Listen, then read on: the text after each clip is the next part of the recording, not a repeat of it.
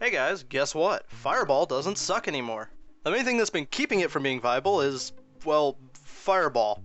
But no longer.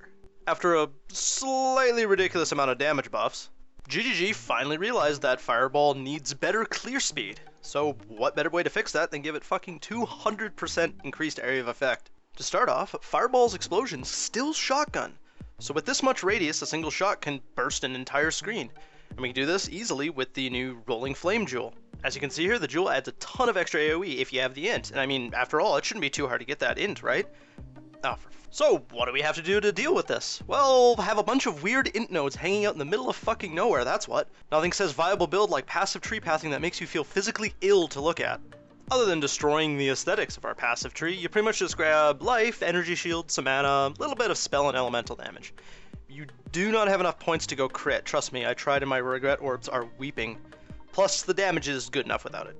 Your links are going to be really basic.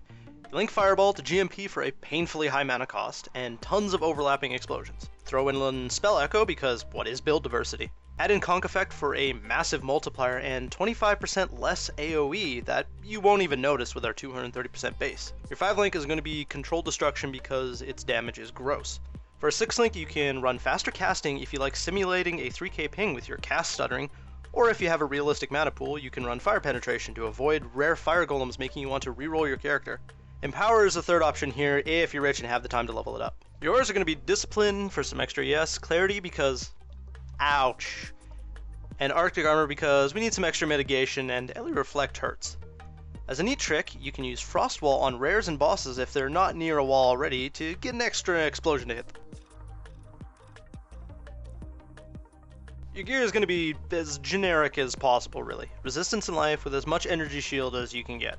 Infernal Mantle is a good option that gives you a sweet +1 to fire gems and a solid amount of ES, but costs a lot more than a normal 5 link, so that's up to you if you want to get that. Your ones are also pretty generic.